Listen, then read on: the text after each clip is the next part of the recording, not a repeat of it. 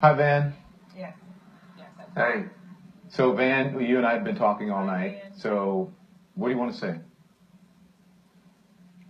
Well, I just want to say that he wasn't just a musician. He was an incredible musician. But that there was a core of genius that just used music to express itself. But he also was an incredible humanitarian, Don. He was a Jehovah's Witness, so he was not allowed to speak publicly about any of his good acts, any of his charitable activity. But I was one of the people in his life that helped him with all of that. And so, he supported and helped to create something called Yes We Code. Yes We Code has now 15 major technology companies working with kids in the hood, getting them ready to have jobs in Silicon Valley. That was Prince. He worked with something called Green for All. I was the public face of that, but he put the money in. There are people that have solar panels on their houses right now in Oakland, California, that they don't know Prince paid for. He was the kind of friend, kind of like you, Don. He doesn't care if you're having a good day. That's not when he's there. It's when you're having a bad day. He comes to the rescue. And there's so many people. I'll never forget, Don. I was in a plane that landed, and my phone rang. It's Prince. And I said, "Hey, what's going on?" He goes, "Where are her kids? Where are her kids?" I said, "What are you talking about?" He goes, "Lauryn Hill, where are her kids?"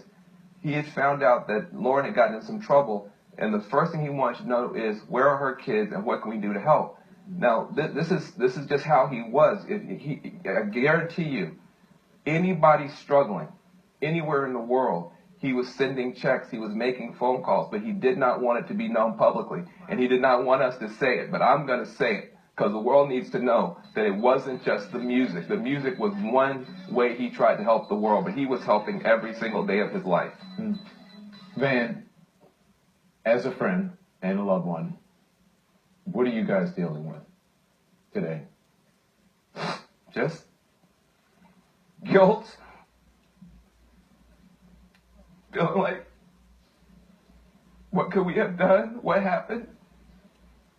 And just feeling like,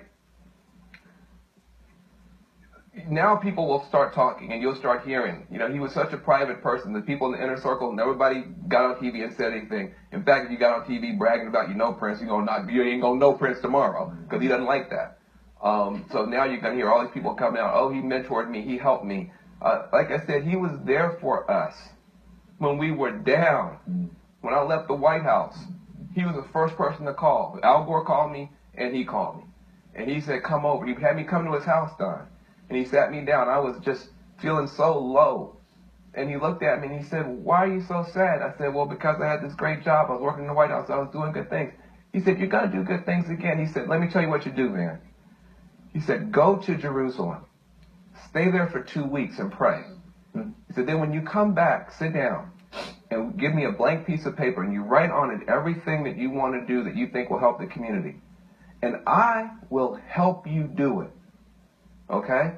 So I went from working for a president to working with Prince. And every single thing that I said, I said, we've got to go to Chicago and do something about violence. We did 3 concerts in Chicago, Don, 3. And every community group there he brought in. And he didn't let there were no vendors, only community groups to help. We went to Baltimore. He went to New Orleans.